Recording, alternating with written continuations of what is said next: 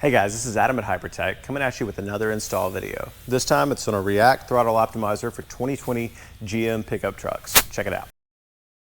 Alright guys, we've got the React Throttle Optimizer unboxed. First, you're going to take this module right here and you're going to plug in our wiring harness right here. Then you're going to crawl underneath the dash of your GM pickup truck and locate your accelerator pedal. It's going to look something like this. There should either be a plug in front or up top right here.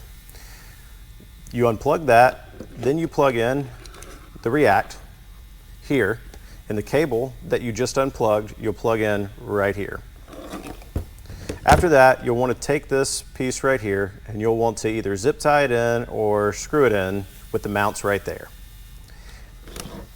After that, you'll take the USB cable, you'll plug the USB cable into the module right here, plug the big side in.